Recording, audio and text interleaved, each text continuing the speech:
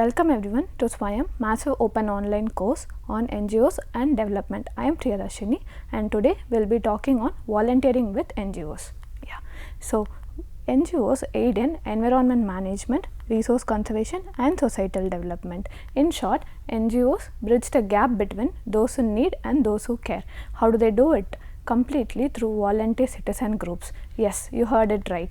Volunteers help run the show for any NGO and are more than merely muscle behind them. They even become the brain of NGOs by offering their own insights and ideas to help solve problems and produce results. So let's look at what volunteering is. The Indian concept of Shramdan, that is donating labor or efforts, comes very close to the concept of volunteerism. International Labour Organization defines volunteer work as the non-compulsory work performed for others without pay, formally defined as any activity which involves spending time unpaid doing something which benefits someone, individuals or groups other than in addition to close relatives and to benefit the environment is defined as volunteerism. Going forward, it is a form of pro-social behavior that involves a freely chosen decision to commit a sustained amount of time and effort to helping another person, group or cause, typically through a non-profit organization. Especially, it focuses on providing an organized response to social needs based on dedication, collaboration and a commitment to the common good. To summarize, volunteering is not doing just charity, it is about choosing to make a change in what one believes in. So, where all can we volunteer? Let's look at the volunteering domains. One can choose to volunteer in animal welfare, child rights, climate action, community development, social inclusion and women empowerment. This is not the exhaustive list at all. Now let's look at one domain, child rights. I will talk to you about CRY, and which is Child Rights Are New, an Indian non-governmental organization that work towards ensuring children's rights. So founded in 1979, Child Rights Are New organization has impacted the lives of over 3 million children, focusing on 4 verticals, which is child education, the right to development, health and nutrition, the right to survival, safety and protection, the right to protection and child participation. So volunteers with CRY get engaged at the grassroots level to create sustainable change for India's children. So how do volunteers contribute in NGOs? Though many NGOs employ full-time paid staff in order to accomplish their big goals, it's the work of volunteers that allows them to dedicate even more and rise to the community malfunctions they are trying to solve. Next, volunteers carry out NGO operations and projects, help NGOs reach more people and have a greater influence on the community. Volunteering is voicing out in action. Isn't that rightly said?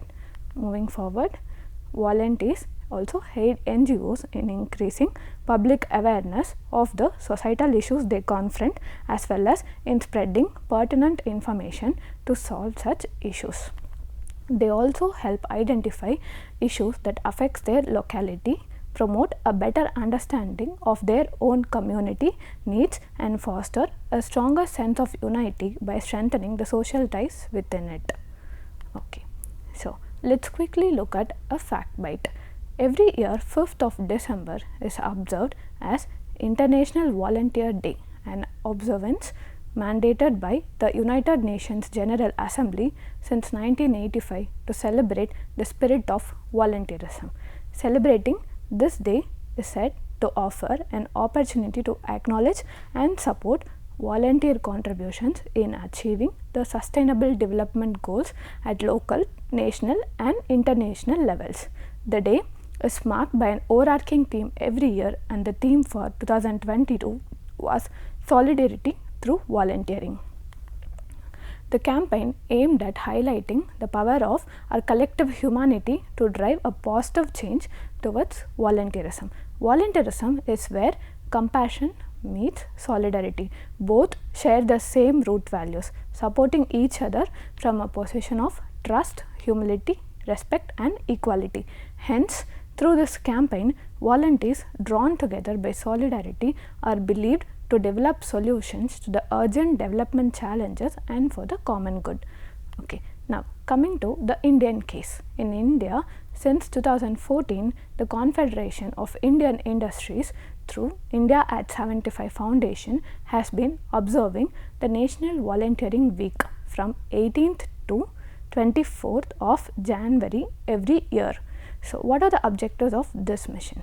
It is to provide every Indian an opportunity to engage with nation building exercise by volunteering individually through community groups, NGOs and companies. Okay. The theme for the National Volunteering Week 2022 was Volunteerism for a New India. So, let us quickly look at the statistics of the National Volunteering Week from 2014 to 2022. So, in 2014, volunteering hours clocked have been 3200, but now in 2022 it has been 1,70,477. Isn't that a drastic change? Likewise, when you look at the people reached, in 2014 it's been 45,905. However, in 2022 it is 1,15,10,108. So, this gives a positive hope on the change being happening. These volunteers institutionalize volunteerism to leverage their youth to meet our national goals, which is the key agenda of this very initiative. These volunteers engage with people and help them across domains of health, environment, education and relief. Let us quickly look at the statistics of National Volunteering Week 2023 of the Confederation of Indian Industries through India at 75. When we look at the volunteering hours generated, it is 2,66,97. The number of people reached is close to 17 crores, 19 lakhs, 79,924. Let us do a small calculation. So, the number of volunteers engaged were 21,535 and the number of volunteering hours generated were 2,06,97. Now, let us divide 2,06,97 by 21,535, which is 9.3 hours per volunteer, and it is roughly one working day at any university or office. So, look at this, how interesting. Impact of just one day of volunteering by one person can, which is like 15% of volunteers of India's population, have the potential to reach out to roughly 12% of our nation's population. Isn't this once again building a very strong case of participative development through volunteering? Let us move on. So, now let us look at the types of volunteering. There are different kinds of volunteers based on form, time and place. Let us look at types of volunteering based on form. So, first, formal volunteering, where volunteers exclusively through established non-profit, government and non-government agencies execute volunteering through formal schemes.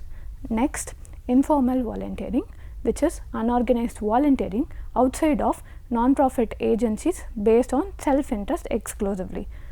Next, hybrid volunteering, which is volunteering informally but through non-profit or non-government settings. Yeah. So, now look at the next categorization of volunteering, which is based on time.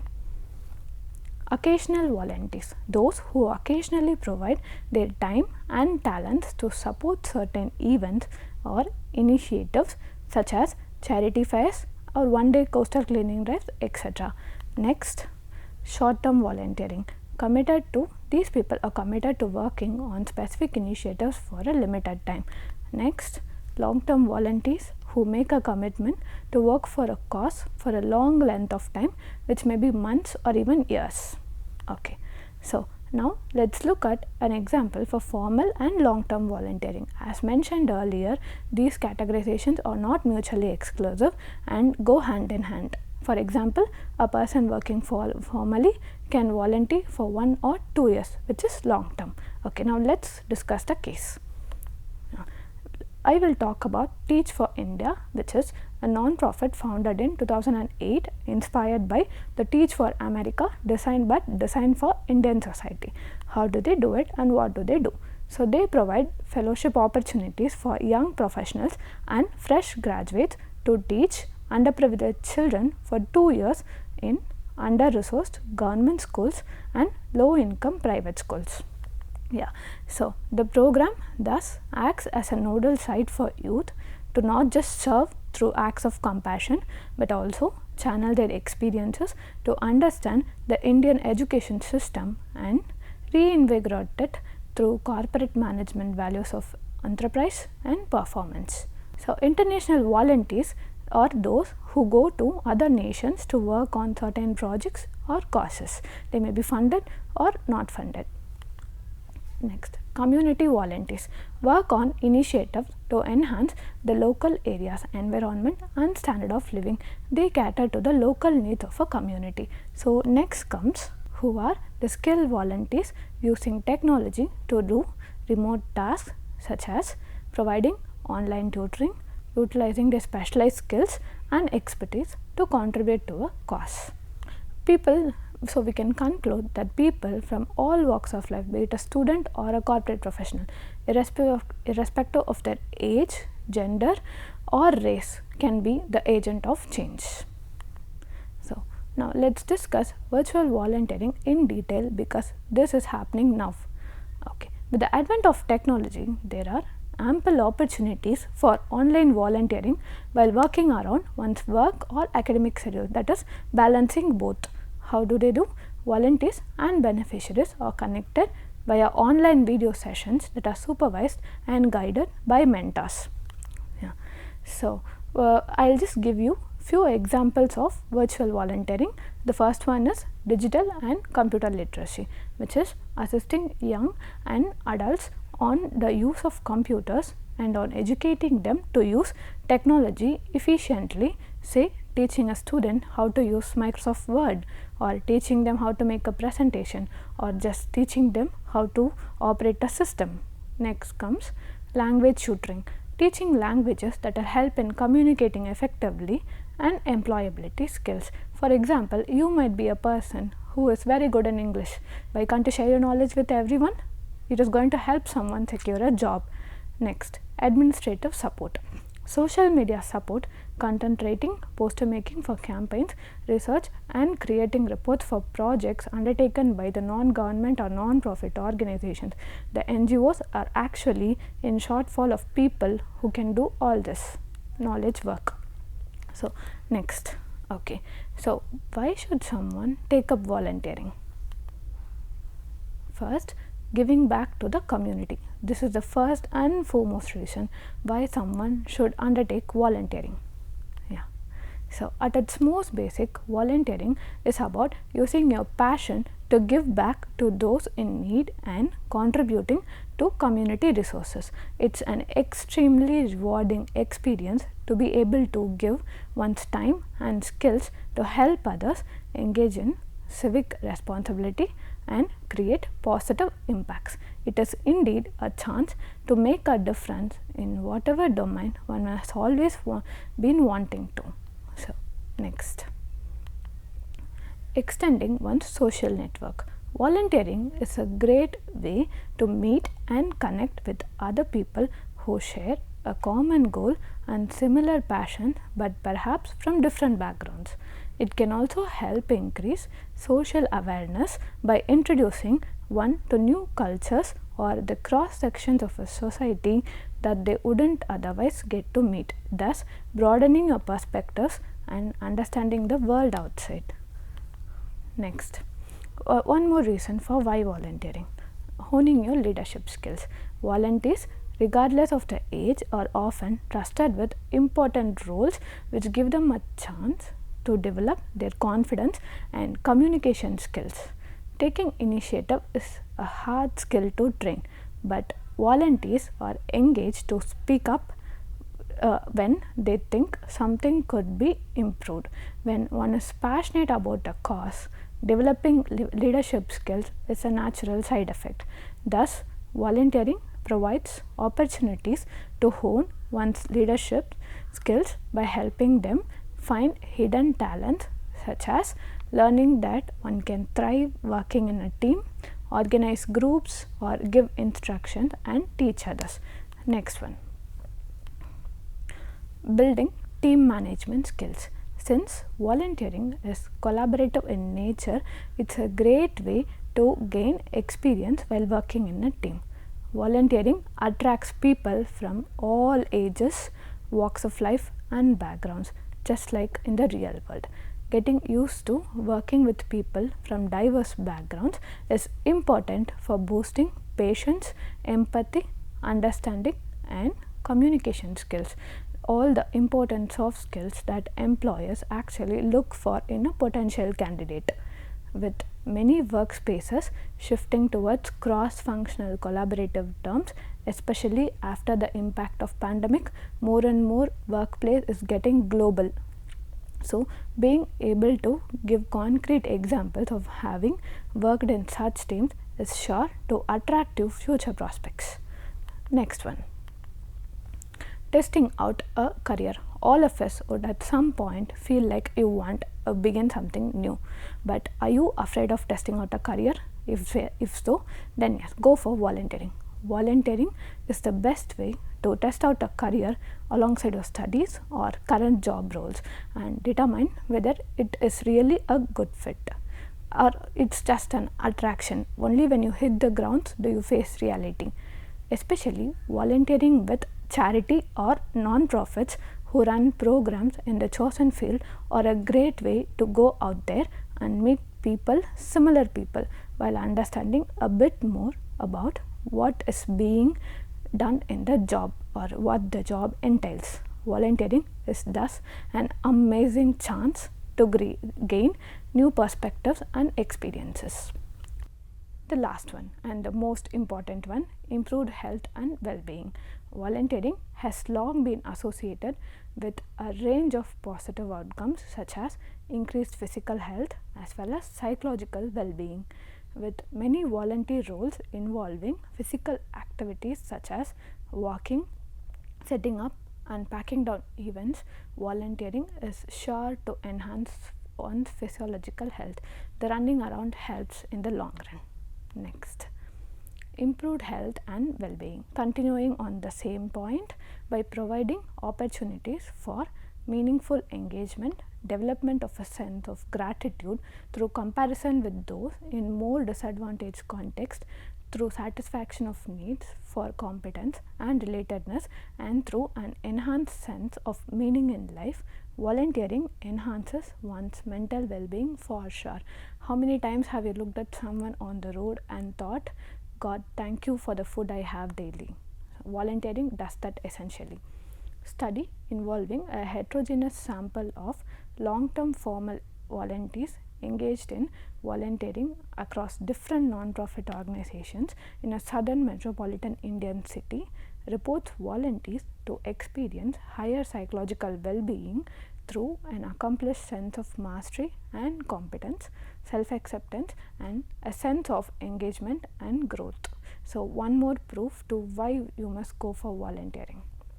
Next, so having said all this, so we looked at what is volunteering, so the types of volunteering or the domains where you can work at, and the benefits of volunteering and the role of volunteers in NGOs. How do we get there? We will now talk on getting to volunteering. Yeah.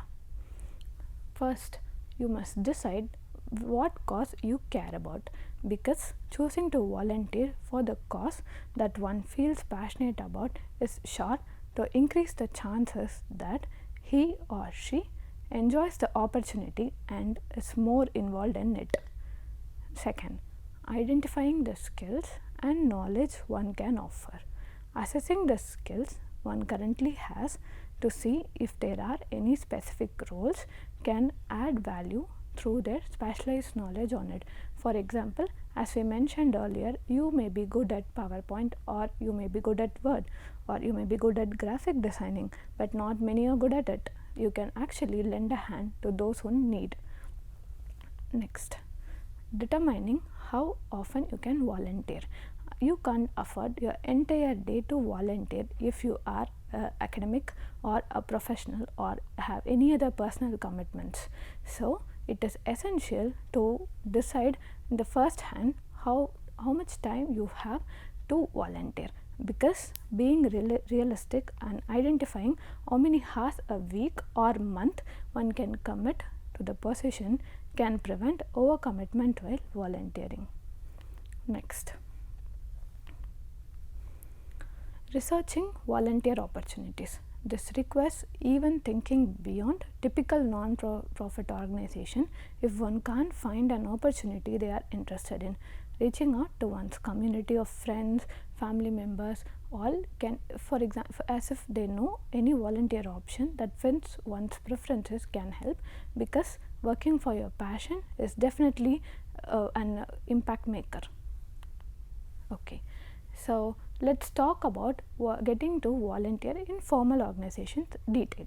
So NGOs can have different ways of recruiting volunteers, including promotion and publicizing their needs through social media, television and magazines, or by directly contacting individuals who have shown interest in the organization's previous works. In addition, NGOs organize community events such as fairs, in which they provide information for prospective volunteers, or by establishing partnerships with companies and organizations in order to promote volunteer work among their employees. In addition, NGOs do organize community events such as fairs, in which they provide information for prospective volunteers, or by establishing partnerships with companies and organizations in order to promote volunteer work among their employees. If you are an employee, you would have definitely come across some kind of volunteering initiative at your organization as part of their corporate social responsibility programs, and I encourage all of you must take up some volunteering to contribute towards the society's betterment. Next, so the next step in getting to volunteer is gathering the relevant details for the volunteer position and applying for the vacancy.